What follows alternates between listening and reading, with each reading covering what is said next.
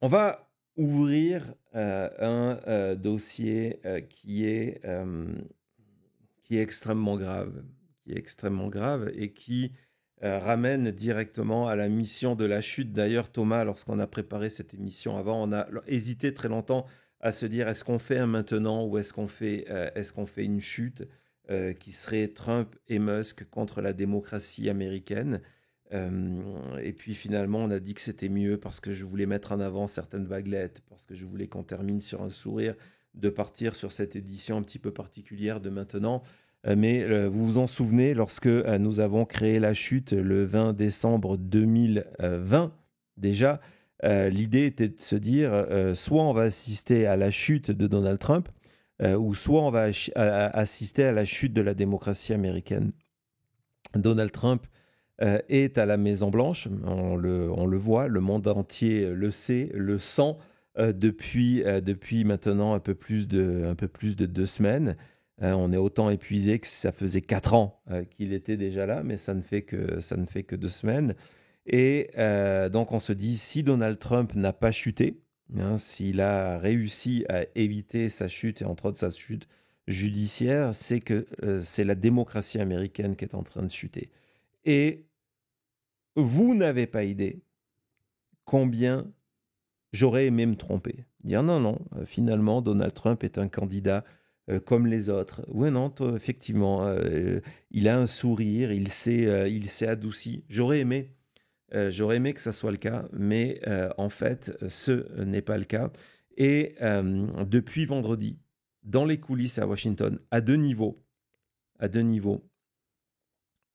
il est en train de se passer des choses extrêmement graves. On va commencer par cette première partie qui s'est déroulée vendredi après 5 heures. L'heure n'est absolument pas le fait du hasard, c'est le Friday News Dump. C'est le moment où on veut, lorsqu'on a des décisions impopulaires, des choix à faire dont on n'est pas vraiment fier et on espère que le grand public ne va pas les connaître, on les fait à ce moment-là parce que tout le monde est parti en week-end. À Washington, les journalistes sont partis en week-end, les médias sont partis en week-end.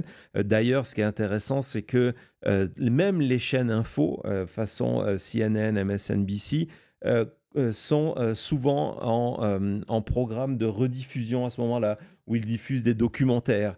En tout cas, on n'est plus dans le direct. C'est le week-end, et donc on sort des infos qui, normalement, si elles étaient sorties un lundi, auraient fait la une. Et donc, vendredi, on a commencé à assister à une purge sans précédent du FBI.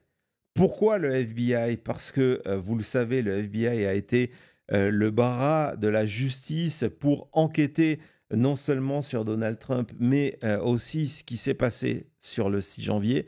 La mission de Donald Trump, je vous le répète, c'est une mission révisionniste, c'est d'effacer toute trace dans l'histoire des États-Unis du 6 janvier.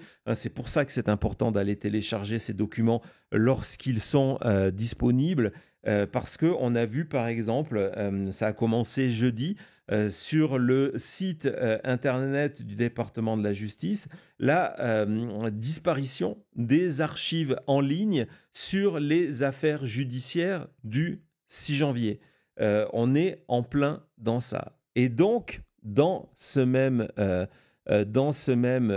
esprit, dès vendredi, il y a eu cette décision de renvoyer une trentaine de procureurs qui avaient enquêté sur le 6 janvier. Pas forcément Donald Trump, mais qui avaient fait donc leur travail d'aller poursuivre et d'aller condamner, d'aller faire condamner des personnes qui avaient utilisé la violence pour rentrer dans le Capitole, frapper des policiers, faire de la destruction à l'intérieur, commettre des vols. Et donc, ces personnes-là ont été renvoyées. Je pense, Thomas, la première lettre, non, ça doit être la dernière, juste à côté de... voilà, celle-là, je pense que c'est celle-là. On va voir ça tout de suite. Vas-y. dès qu'elle s'ouvre. Non, ça arrive. Voilà, donc ça, c'est le courrier qui a été publié, hein, vous le voyez, on est le 31 janvier, donc c'est vendredi soir, pour informer, c'est une décision, on va en parler, c'est extrêmement important, il n'y a pas de nom, c'est The Acting Deputy Attorney General, on va en parler dans quelques secondes, et donc le sujet c'est termination, donc termination c'est lorsque vous êtes terminé, lorsque vous êtes viré sans préavis, immédiatement. Et donc, ce sont tous ces procureurs qui ont travaillé, enquêté et exercé la justice sur le 6 janvier. Ils ont été virés. Donc, on vire une partie du sommet du FBI. Hein. Vous savez que dans quelques jours, le FBI sera repris en main par Kash Patel. Donc là, c'est du coup, c'est en attendant, on est en train de renvoyer toutes les personnes qui ont un pouvoir décisionnel au sein du FBI sous prétexte qu'ils ont travaillé pour le 6 janvier. C'est extrêmement grave et ce n'est que la première étape. Depuis lundi, les agents du FBI, hein, je ne vous parle plus des hauts gradés, mais les agents du FBI ont une obligation, hein, une des premières instructions, encore une fois prise par the Acting Deputy Attorney General, donc ont cette obligation de remplir un nouveau formulaire. On va vous montrer ce formulaire-là, à quoi il ressemble, pour savoir ce qu'ils ont fait comme travail autour du 6 janvier. Donc, il y a une volonté. Hein, donc, voilà, ça c'est une capture d'écran du nouveau questionnaire obligatoire pour les employés du FBI où ils doivent révéler s'ils ont enquêté, qu'est-ce qu'ils ont fait, est-ce que vous avez interrogé des suspects, est-ce que vous avez participé à des arrestations, etc., etc. La volonté, c'est extrêmement grave, hein, on parle beaucoup des tarifs, et je comprends pourquoi, mais la volonté derrière ça, c'est d'identifier tous les agents du FBI qui ont travaillé sur le 6 janvier pour les renvoyer dans les jours prochains. On va assister dans les jours prochains à un renvoi de masse de ces agents du FBI qui ont fait simplement leur devoir d'enquêteur. Ils vont être virés du FBI. Et c'est un énorme problème. C'est déjà un énorme problème d'exercer cette vengeance et de cette volonté de réécrire l'histoire. C'est extrêmement problématique. Mais en plus de ça, c'est que les personnes qui vont être envoyées sont des gens qui ont 10, 15, 20 ans, 30 ans d'expérience, qui, au-delà de leur travail sur le 6 janvier, sont des spécialistes du terrorisme, par exemple, sont des spécialistes du trafic d'êtres humains, des problèmes narcotiques, etc.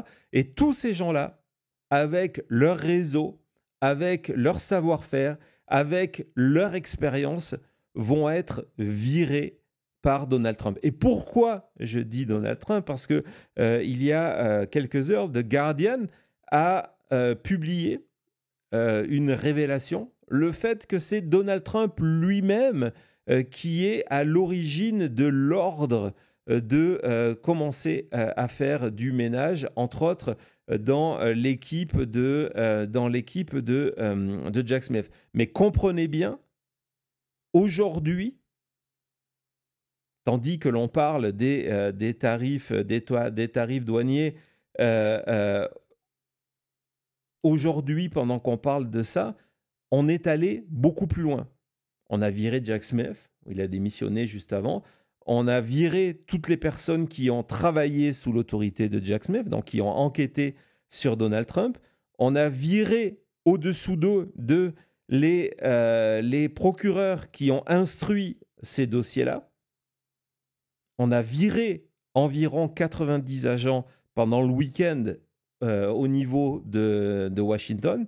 Et puis, maintenant, on demande aux agents du FBI de s'identifier, pour savoir sur quoi ils ont enquêté. Tout ça va être vérifié. Et si vous avez enquêté sur le 6 janvier, vous allez être licencié par le FBI. Vous allez être renvoyé. Et donc voilà, on va écouter justement un des spécialistes américains. Je vous conseille de suivre son compte. Je pense qu'il est aussi sur Blue Sky. En tout cas, c'est une des raisons de rester sur X, qui est Scott MacFarlane, qui justement a chroniqué pendant des années les arrestations de supporters de Donald Trump qui ont participé au 6 janvier, qui a de très bons réseaux au sein du FBI et qui nous raconte, vu de l'intérieur, ce qui est en train de se passer au sein du FBI. That the agency could lose many experienced investigators. CBS News Justice correspondent Scott MacFarlane is in Washington following all of this. Scott, good morning. So what's at stake here? Adriana, this could be a pivotal day for the future of the FBI, the nation's top law enforcement agency. There's the prospect, and there are fears, of mass firings, mass resignations, because thousands of the employees of the agency were ordered to fill out this questionnaire by yesterday afternoon, detailing their roles in the January 6th investigations. Did they search anyone? Did they arrest anyone? Did they interview anyone? And there have been indications from the interim leadership of the Department of Justice there can be employment actions against some of those involved with the January 6th investigations because Trump's allies there say the whole case was a grave injustice. If you gut the FBI of employees, what do you lose? Well, you lose trained investigators on some particularly impactful task forces, included human trafficking, violent crimes, guns, and terror task forces. Our CBS News review of FBI and court records shows some of the lead January 6 agents were parts of joint terror task forces in major American cities from coast to coast, from Los Angeles to New York, in the South, in Texas, in New Orleans, in Detroit, smaller cities like Harrisburg and New Haven. All of them, Tony, would feel the impact if they lose agents over being part of the January 6th probe. What kind of pushback is expected, Scott? We'd expect legal challenges. There are attorneys already lined up to represent some of the FBI employees and potentially take this thing to court. Tony, that could happen today. There's a broader concern here that just this investigation, whether there are firings or not, sends a message to the FBI agents, Tony. Be careful what case you take up. Don't take up a case that might displease President Trump. What a chilling message just the investigation sends. Oui, c'est très clairement une reprise en main et qui est super inquiétante parce que c'est une reprise en main qui va affaiblir la défense américaine. Envoyer la carte à un moment de tous ces... Je voulais la remettre, exactement. De toutes ces villes où il y a des agents qui vont être visés au sein de ce qu'on appelle la task force contre le terrorisme. Il ne faut pas oublier, le FBI, c'est un organisme pour la sécurité du pays. C'est pas juste... Sécurité intérieure, oui. Voilà, le 6 janvier, il y a tellement d'opérations. Regardez ça, à travers tout le pays, qui vont être touchés par ça. Qui vont être touchés par ça. Et Scott MacFarlane disant que oui, bon, il va y avoir sûrement des procédures judiciaires de certains, mais la majorité vont simplement faire leur carton et partir. Et en disant que, en plus, ça peut être un outil de chantage extrêmement fort pour celles et ceux qui restent, en disant ok, maintenant on sait que vous êtes un agent qui a enquêté sur le 6 janvier, vous pouvez continuer à travailler, mais attention, on vous a à l'œil, et donc inciter ces agents-là à être aux ordres de Trump pour garder leur boulot. Et ce que ça veut dire, garder un boulot, c'est avoir une assurance santé aux États-Unis, avoir une retraite, faire vivre une famille. Et c'est ce qui s'est passé là. Et ça correspond à cette volonté de Donald Trump de reprendre le contrôle du FBI et à utiliser le FBI et le département de la justice, c'est extrêmement grave, comme un bras armé de sa vengeance. Au cœur de cette stratégie, il y a un nom que vous allez beaucoup entendre dans ce dossier et dans le dossier suivant, qui est celui de Ed Martin. Ed Martin, c'est un ancien élu républicain pro-MAGA du Missouri qui a été nommé le 20 janvier par Donald Trump. C'est une des premières nominations dont on a peu parlé, qui n'est pas encore passée devant le Sénat parce qu'Ed Martin a été nommé de manière provisoire, mais il n'y a pas de limite à ce côté provisoire. On peut avoir quelqu'un de provisoire pendant 1 an, faire que cette personne du côté nommée de manière provisoire et qui échappe aux questions du Sénat, même si ces questions du Sénat servent finalement à pas grand-chose, soyons clairs. Mais en tout cas, on peut avoir quelqu'un pendant 1 an de manière intérimaire, si vous voulez, et qui va faire le sale boulot. Et Ed Martin, c'est exactement ça. Je vais vous montrer un tweet qui date d'il y a quelques jours où il parle des procureurs parce que c'est lui qui est en charge. Donc Trump l'a nommé comme patron, comme US Attorney, comme procureur à DC. Hein, c'est pas le fait du hasard. C'est lui qui est donc en charge du département de la justice à Washington. Pourquoi à Washington ? Parce que évidemment, cela touche à tout ce qui sont les enquêtes sur le 6 janvier. Et donc là, lorsque vous voyez ce tweet qui date du 24 janvier dernier, on se rend compte que Ed Martin définit les procureurs comme étant the president's lawyers. Donc, les procureurs, pour Ed Martin, les procureurs fédéraux qui sont au service de la Constitution, au département de la justice, qui sont au service du peuple américain, dans la définition de Ed Martin, qui donc s'est chargé de nettoyer pendant ce week-end, pendant que personne en parlait, de nettoyer le bureau de DC, ce sont des avocats du président. Ce qui veut dire qu'il y a une nouvelle définition, c'est que si vous n'êtes pas prêt à défendre le président, c'est-à-dire à accepter ce que le président vous demande et à donc à prêter serment, non plus à la Constitution, mais au président, vous n'avez plus votre place dans la justice américaine. Ce terme de President's Lawyers est un des termes les plus effrayants que vous puissiez lire dans la bouche, donc là c'est un tweet, d'un procureur qui a un rôle, procureur des États-Unis, qui a un rôle aussi important que d'être en place à DC.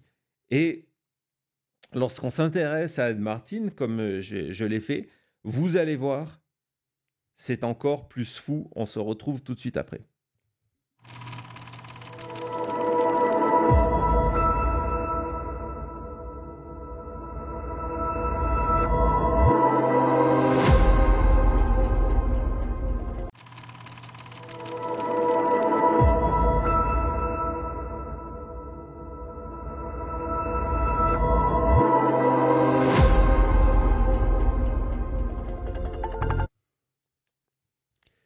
Voilà, et avant... Attends, le micro...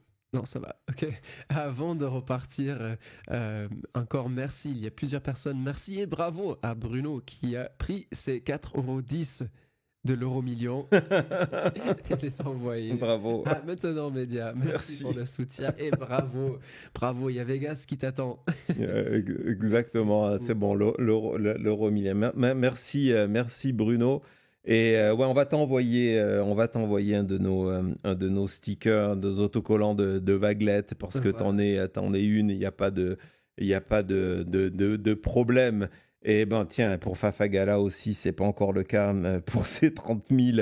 Merci en tout cas. Merci Fafagala et Dan pour être le 30 millième abonné. 30 millième abonné. Bravo, merci. On va reparler 30 secondes de Anne Martin parce qu'il faut en reparler, parce que c'est le genre de personnage qui n'est pas connu du grand public, d'accord, qui n'a pas l'attention médiatique, mais qui, en coulisses, est l'exécuteur des basses tâches de Donald Trump. Et donc, Ed Martin, c'était un nom que, lorsque je l'ai vu passer, je me suis dit, je connais ce nom-là. Et je me suis souvenu où je l'avais entendu la première fois. Et la première fois, je l'ai entendu dans la bouche de Ali Alexander. Je ne sais pas si vous vous souvenez d'Ali Alexander. Si vous suivez cette émission, on vous en a parlé très souvent. Et entre autres, on vous a montré une vidéo d'Ali Alexander qui a disparu des réseaux sociaux où il expliquait qu'il était lui avec d'autres responsables politiques responsables de ce qui s'était passé le 6 janvier. I was the person who came up with the January 6th idea with Congressman Gosar, Congressman Mo Brooks, and then Congressman Andy Biggs. We four schemed up of putting maximum pressure on Congress while they were voting so that who we couldn't lobby, we could change the hearts and the minds of Republicans who were in that body hearing our loud war from outside. Voilà, donc en fait, Thomas l'a lancé, c'est parfait. Donc, Ali Alexander, qui est une des personnes, il était à la tête de ce groupe qui s'appelait Stop the Steal, arrêter le vote, donc qui a arrêté le vol, et donc qui a organisé toutes ces manifestations en décembre 2020 et en janvier 2021, entre autres, évidemment, celle du 6 janvier. Et donc, Ali Alexander, lorsque il est passé devant le comité d'enquête, a parlé de Ed Martin. Donc on va voir, c'est le témoignage officiel qui, c'est pareil, était sur un site officiel du gouvernement américain et ne l'est plus. C'est sa déposition, c'est 735 pages que j'ai sauvé. C'est 735 pages de Ali Alexander qui prête serment. Il est obligé de venir témoigner parce qu'il ne veut pas se retrouver en prison. Et donc, au bout d'une centaine de pages, on commence à l'interroger sur une série de textos, de messages échangés, envoyés avec un certain Ed Martin. Et on lui demande, qui est Ed Martin ? Et là, on lui demande s'il était impliqué. Est-ce qu'il a été impliqué pour vous aider à créer la journée, les événements autour du 6 janvier? Et réponse d'Ali Alexander, oui, il était impliqué dans pas mal de choses. Et on lui demande de préciser un petit peu plus le rôle de Ed Martin sur le 6 janvier. Et là, Ali Alexander le présente comme un mentor en expliquant qu'il a énormément aidé. Et entre autres, en le mettant en contact avec certains élus, les élus dont Ali Alexander parle, ces élus qui vont participer au coup d'État de Donald Trump. Et donc, vous avez Ed Martin, proche de Ali Alexander, mentor de Ali Alexander, qui aujourd'hui se retrouve à faire le ménage pour Trump à Washington. Le 6 janvier, d'ailleurs, Ed Martin était à Washington et il faisait partie, on a même le tweet, et il faisait partie des manifestants qui ont marché sur le Capitole, donc vous le voyez, 6 janvier 2021, et en expliquant que tout ça, c'était... la foule n'était pas hors de contrôle, qu'il fallait ignorer les fake news. Le 7 janvier, je n'ai pas réussi à l'isoler. Il a fait une sorte de live chat, si vous voulez, vidéo, qui dure une dizaine de minutes, le lendemain du 6 janvier, donc, où il expliquait que c'était l'extrême gauche américaine, qu'il était sur place et qu'il avait vu plusieurs membres de l'extrême gauche américaine. Ed Martin est venu témoigner en faveur de Donald Trump lors du procès à Denver en racontant la même chose, mais lorsqu'il est interrogé, il n'est pas capable d'identifier, d'expliquer pourquoi il a pu identifier ces personnes comme étant des membres de Antifa. Mais en tout cas, voilà.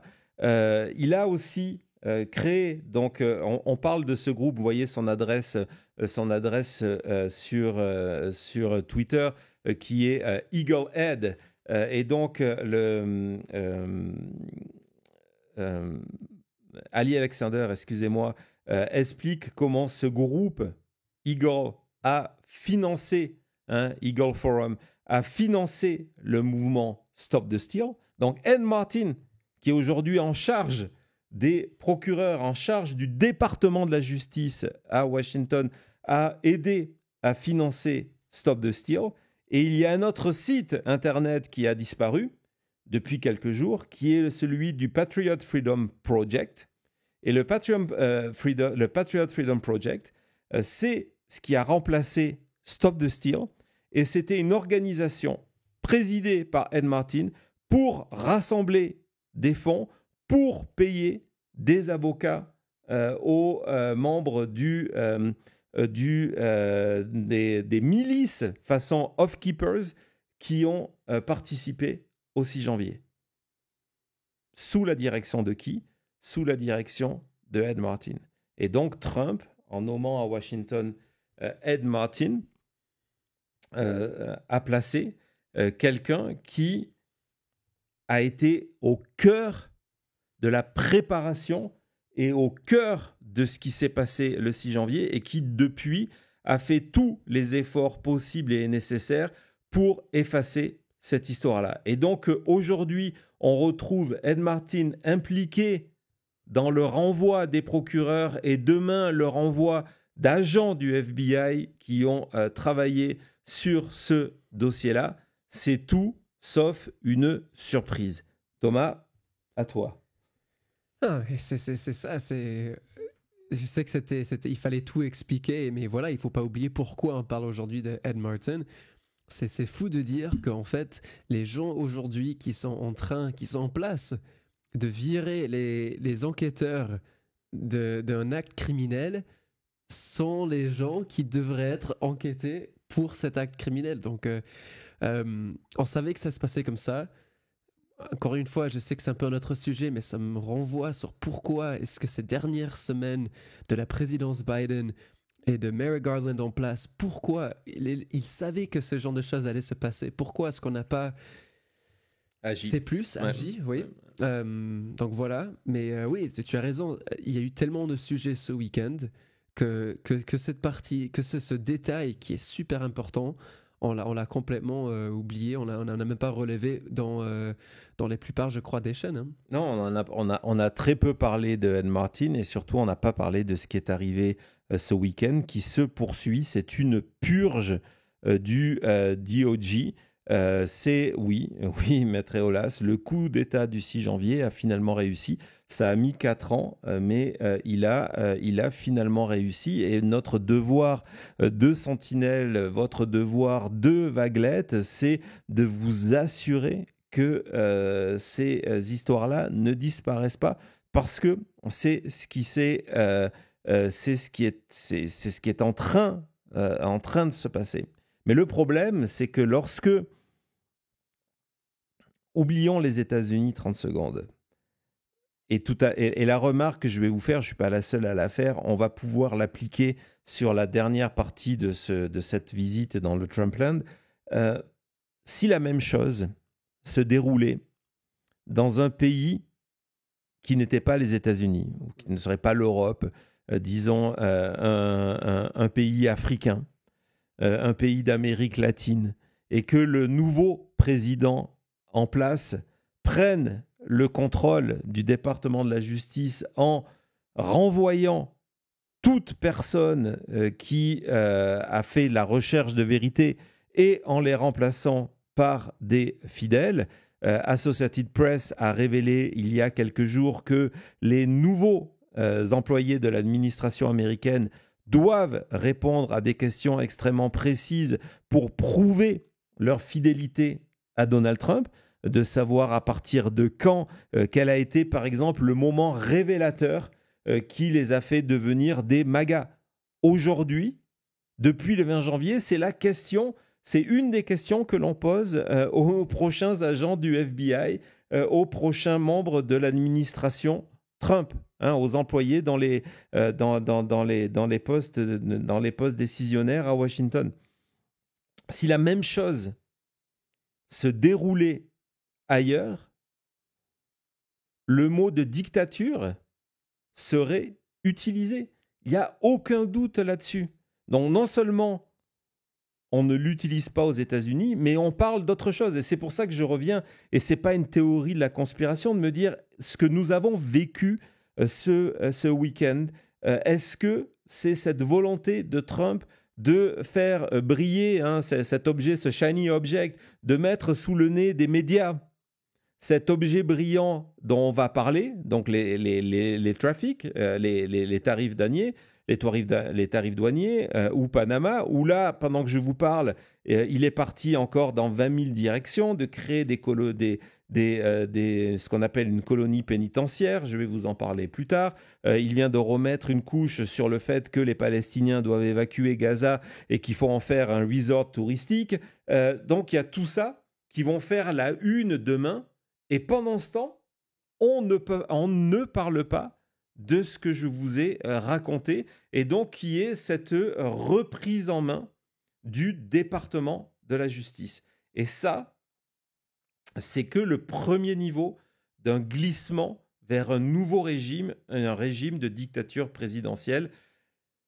On en parle tout de suite.